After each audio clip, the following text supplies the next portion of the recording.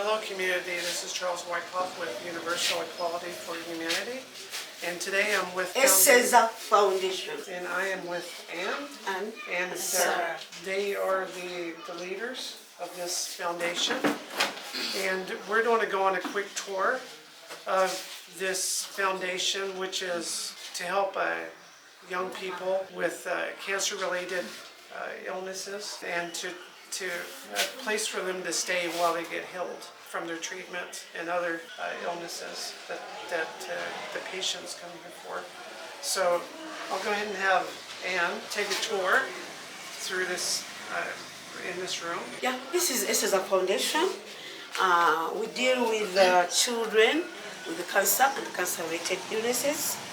For example, I'm going to hand over to Sarah to show you some of the work we've done before and after.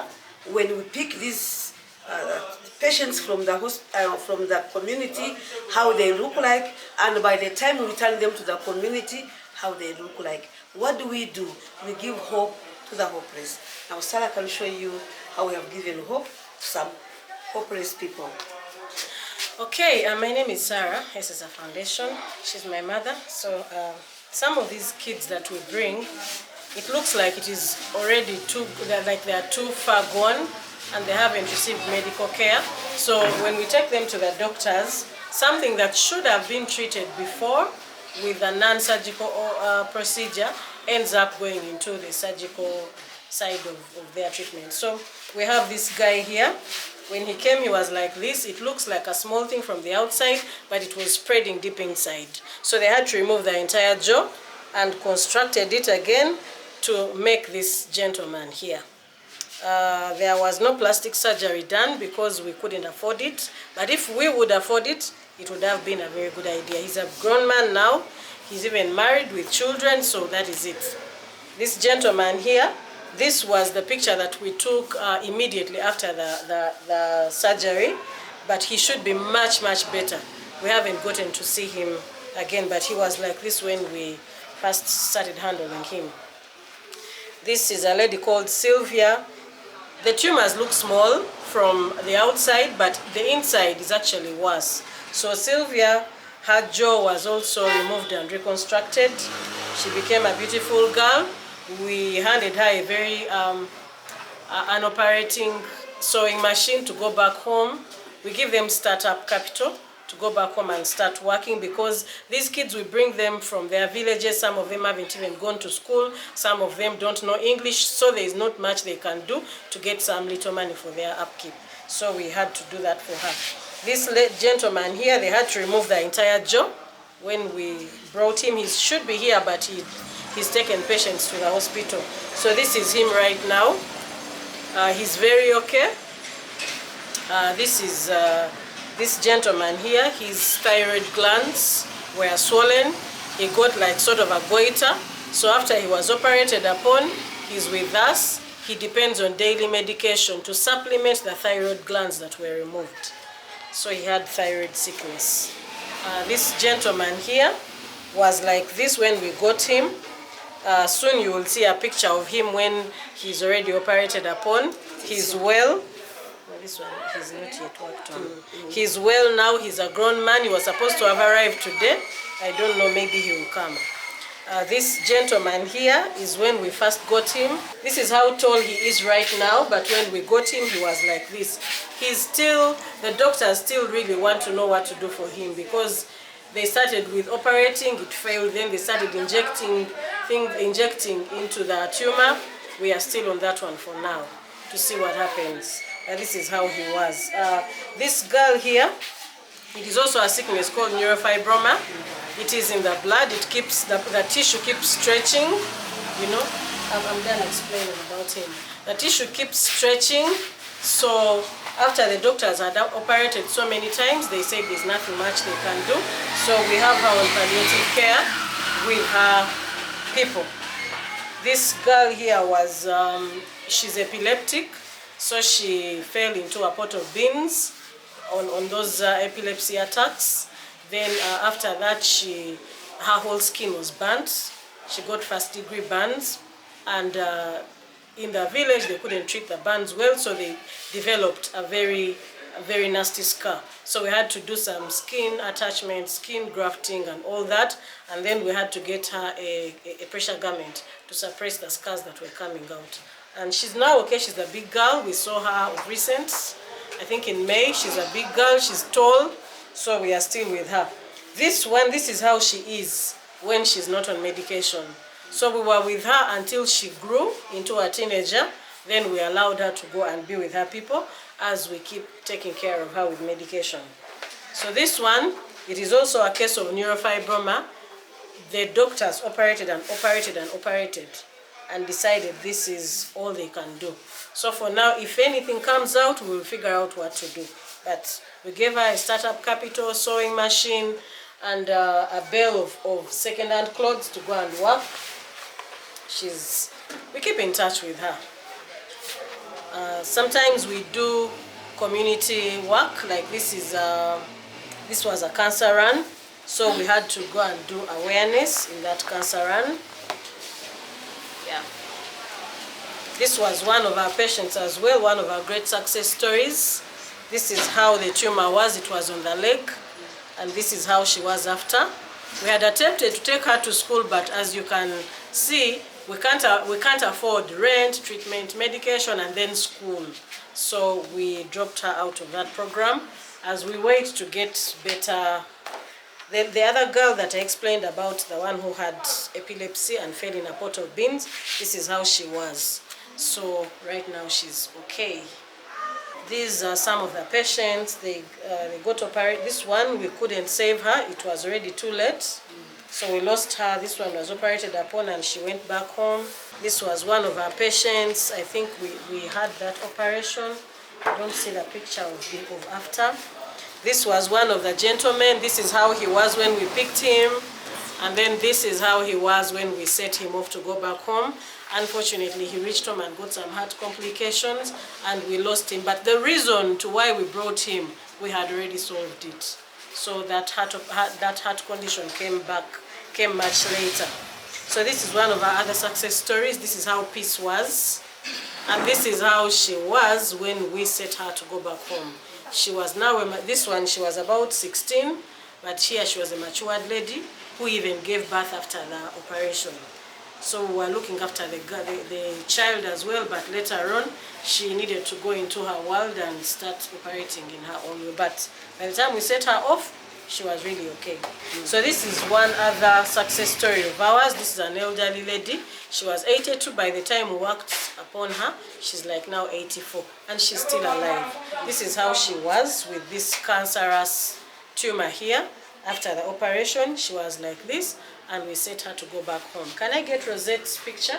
This one is one of our other patients who is perfectly fine right now. This is how she was. She's even married. She's getting married. We are doing her wedding, her introduction in I think March. She's now okay, she can walk, but when we brought her, they were carrying her. So can you present your patients right now? This is the lady that is about to get into the theater. Her names are, what are your names? She's called Maimuna Naruoga. Her case is neurofibroma, and we hope that doctors can get in and remove everything that is in there and set her free to go and be a beautiful girl. This is Medina. Her case is visible on the lip, but it's also deep inside. So we are still pursuing medical care for her. This one, Itani. See, I have not had it. He's called Nagasha Joram. Joram is, as you can see, his tumor. We are also pursuing medical care for him. This one is Zibondo Paul, the one that got a thyroid surgery. He depends on daily medication to survive. He's 18 years old. He's 18. He's becoming 20 soon. This one is Esseza.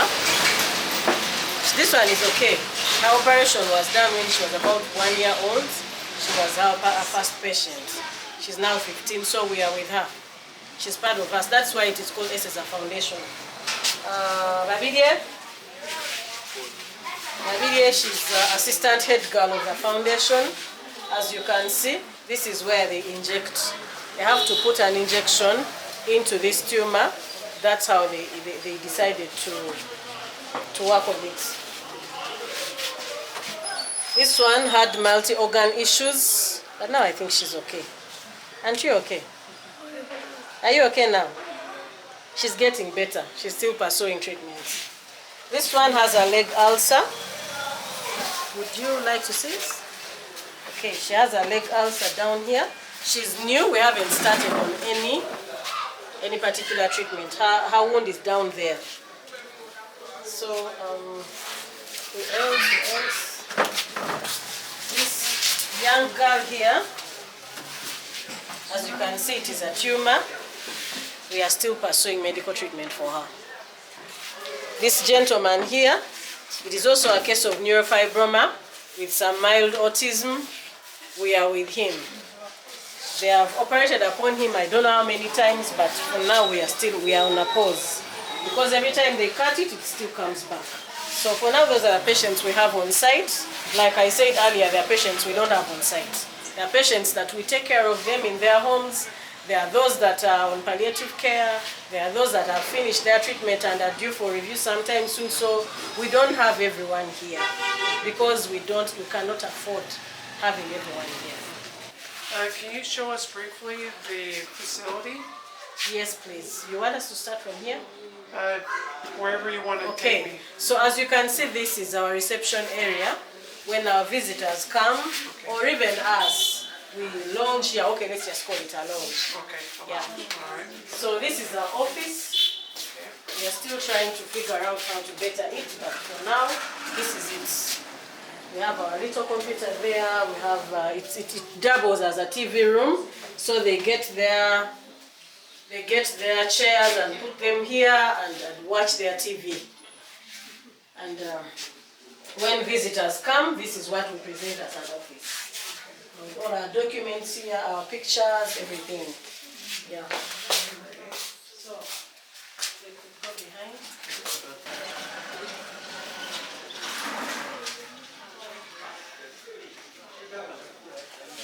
This is where the boys sleep, but also it depends on how many boys we have. It depends on how old they are. Those who are too old, we don't fix them in the same room as the young ones.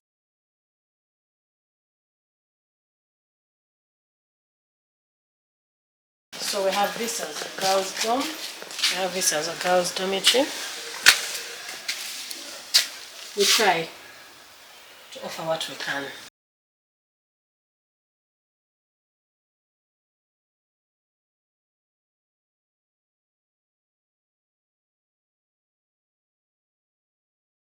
Generally our space, because we rent almost all this space. So we try to fix whatever we can. We try to even build a kitchen if we can. This one we built it ourselves. We had to get someone to come and do this for us. The kitchen right there. Yeah. So we sometimes have our goats and chicken. So that is one of our goats. They sleep here in the night. Sometimes we have more than one. Then we either end up selling them to help a child, or maybe to eat them on Christmas or Easter or any other day. But we usually have more than one goat. So this is our makeshift chicken, makeshift kitchen.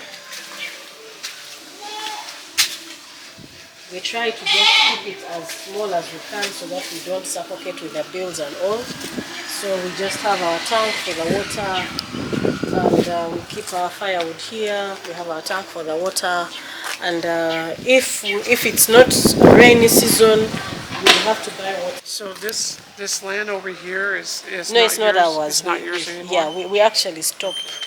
We stopped there. We Alright, just borrow this.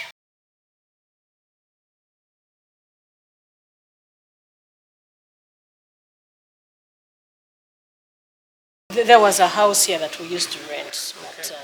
the person that bought it decided to build a mini hotel Okay. on it.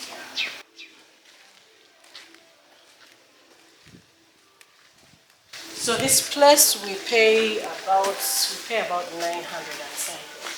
for the- 980,000 shillings.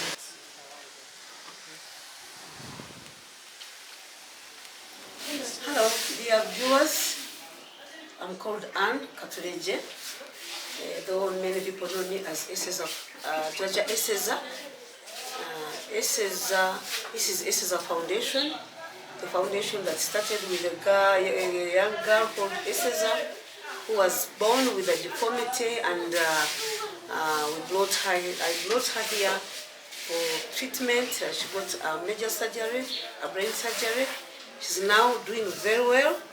After Esseza, I took her back home to the parents for Thanksgiving and baptism, and that is where I found so many other children who are in need.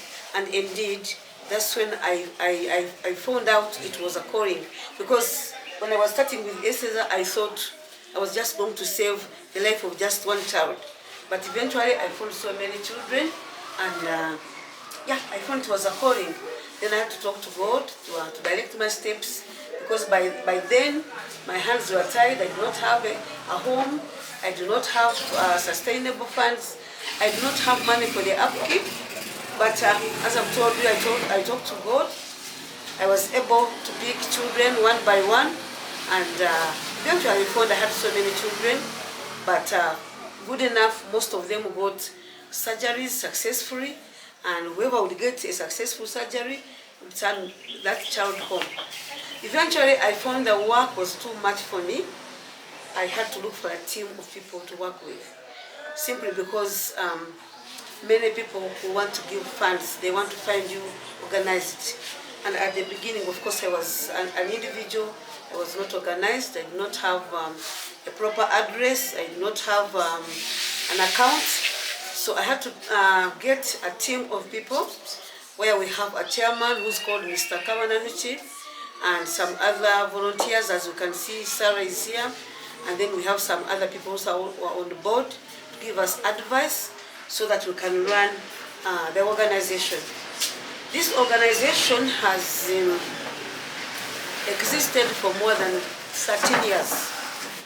But I want to assure you, we have saved more than 300 lives, mainly children, and we target children with cancer and cancer-related illnesses. Though sometimes when we are picking these children, we don't know that it is cancer or not cancer. We take them to hospitals for assessment, and then when it is cancer, we take them to Cancer Institute for more management.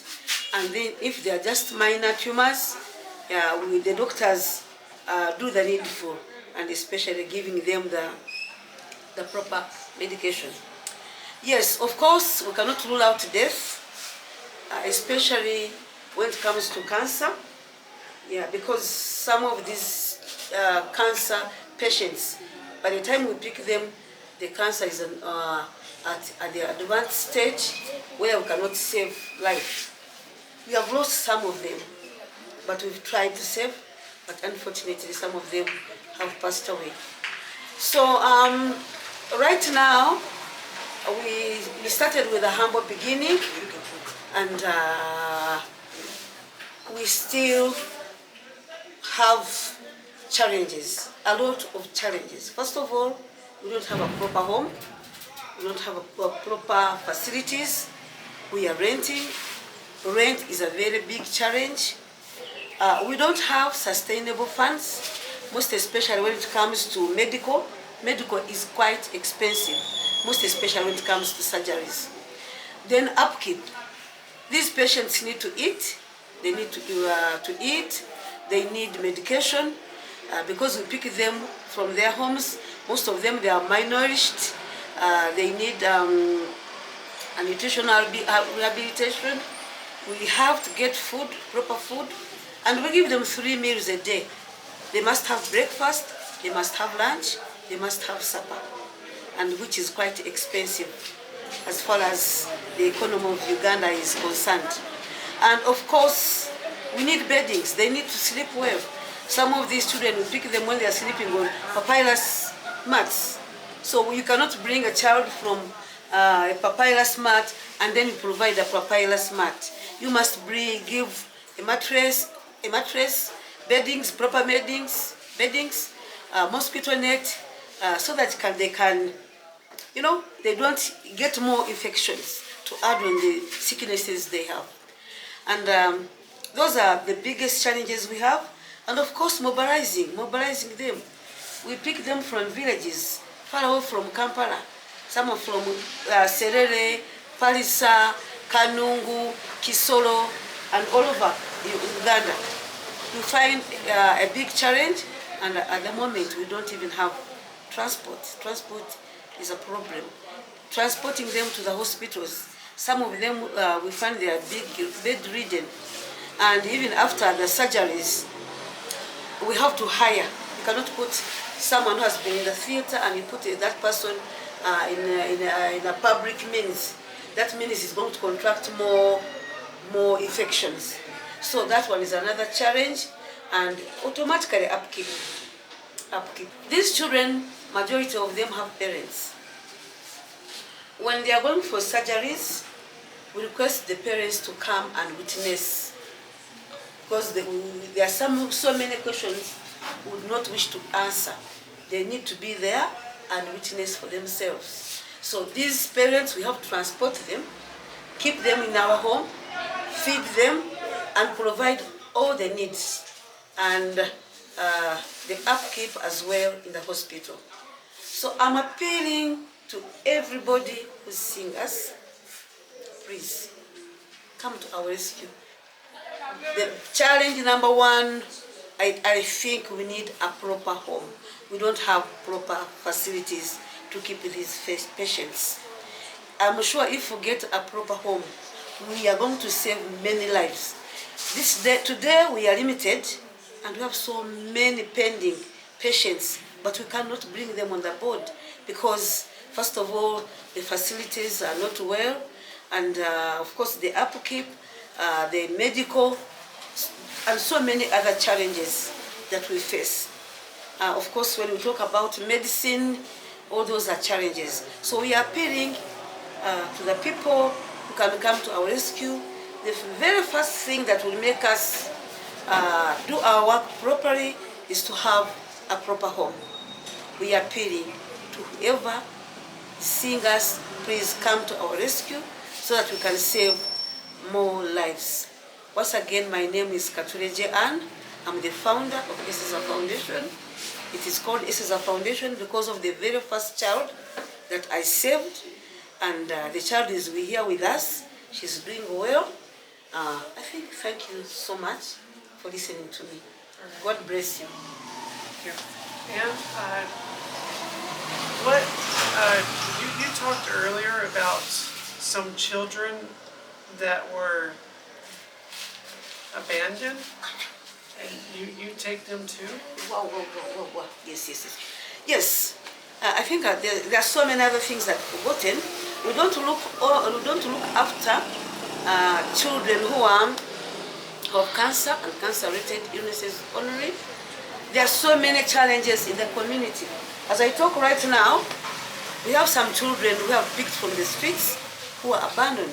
One of the children is in, I think the parents got tired of him because he has autism. They could not manage him. So the police requested me to keep this child for the custody, but when I took back the child to the police, they told me I must look for documents, proper documents to keep this child. They have nowhere else they can take this child, so that we can keep him, rehabilitate him. Actually, he's rehabilitated. The time he came here could not say any word, but now at least he's rehabilitated, he's doing well, he can say some words, he's rehabilitated. There's a difference. So we are doing, actually, we shouldn't call it Esseza Foundation, it should be Esseza Ministries, because we have so many ministries we are doing. Because we find some of these children, even after getting treatment, we can't take them back to their homes, we have to keep them. We just look at the child and you look at the home where the child is coming from. It's as if you are sending back this child to die. So you have to make sure you keep this child and see either the child has to go back to school or maybe the child needs some skilling. You skill the child so that he can fit properly in the community. Also to make sure they have that self-esteem. They love themselves. There are those who are on palliative care, those who cannot be operated and they have to remain with their sicknesses, but they're still human beings and they have their rights. So those ones on palliative care, we make sure also we give them some skills so that they build up their self-esteem and they fit properly in the community. So, so far, I think this is not Esseza Foundation, it is Esseza Ministries, because we have so many ministries we are doing. Thank you so much. And another question I have is, the foundation is the biggest in Uganda for patients that have cancer-related illnesses? No, it's not the biggest, Okay. but it has contributed much to the community. Much as it is not big, but it has done something in the community. There are some, those ones who are bigger, who are ahead of us. Okay. But we hope also one day to be big because we hope to save more lives. Okay. Yes, please. All right. And but your influence is widespread of bringing in patients. Yes, yeah. And the way we do it is when you work on one patient successfully, you return that patient home. That news goes spreads like 3 districts. There is an organization which helps children. For example, I've shown you some of these pictures of before and after. You can imagine how these people come, how they look like, and by the time you return them to the community, that one attracts so many people, and you find everybody's yearning for help. Yeah, but many times we find our hands are tied, as we have explained that we don't have sustainable funds. That's one of the biggest challenges, but we hope one day everything will be fine. Is most of the funding from the government? We have not had any touch with the government. It's very unfortunate. It's very unfortunate, but we are heading to that because we already have some contacts. We have some people who can connect us with the government. And I'm sure if we get contacts with the government, they will help us because we are helping the government. Yes, they should come in, help us because this is the work of the government. We are doing it as individuals, and this yet should be the work of the government. So we are yearning, we hope that one day we shall get in touch with the government and the government will come in to give us a helping hand so that we can save more lives. Yes. And in the YouTube channel, there'll be a link in the description below of the Facebook account of this foundation. Yes, can you answer that, please? We have Facebook, Yes. we don't have YouTube yet. We are trying to, actually our next year, most of the phase we are going social media. Okay. We are going all out there. We are going Instagram, we are going TikTok, we are going Twitter, we are going all those. Our TikTok account is not yet so functional, but it's there, it exists. Facebook, I always update it whenever visitors come, whenever I get a patient, like that. I always update it. Okay. All right. Yes. And like I said, I'll have the You will link have it in the description Yes. in my YouTube channel. Yes. Do you have any questions, Annette? Okay. Thanks so much, Mama Esseza Yes, and please. Sarah, for Yes. that wonderful interview. Yes, please. You talked about one of the boy that was handed to you by police. Yes, Is that please. boy still around? Is he here? Yes, he is with us. I would like Akankunda. He has So people. does he have parents? We don't know. You don't know. Because he was found abandoned in the Yeah, streets. under the streets. Yes. And no one claimed him. No one claims him. Yeah. Wow. Yeah. So, like, how do you get your funding? Because you are saying you take this unit for surgeries, for operations. Where do you get all that money? People like you. We get money from people like you, well wishers. Sometimes we're in touch with churches. Sometimes we are in touch with the Rotary clubs, Lions Club. For example, like you have seen that one of Rosette. We bring that. A check that I displayed, and that check was given to us by Lions Club. Yes. Lions Club is like, it's almost like Rotary, but I think each one of them does different things. So they always give back to the community, and we find that some of them have met us on the street. Actually, the biggest fund source is the street, because most of these people find them on the street and they want to know more about them. Then they come to ask because they think, some of them think they are just normal beggars, and then when they get to know about them, they want to know where they come from, they want to know who's their leader, then they come to this place and say, wow, we have to bring other people. So it has been like our form of awareness to the country, to the country at large, to even other people that are not in the country, because I have heard that people take their pictures, put on their Facebook accounts, and people want to know where they come from. So people just go to our Facebook account and get my number from there, because it's the one that's on, and call and say we want to come and see what's happening there. So they come, they bring stuff like this. When they come, they realize we need more. So they go and do some more mobilization.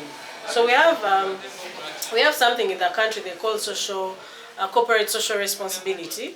It is with big companies, like we have had Stanbic come here, we have had Centenary Bank come here. We've had other companies that come here, especially towards the end of the year. So they want to give back to the community. So they come after they have seen us on the street for the whole year. They have planned and they say, okay, we want to come and see. Yeah.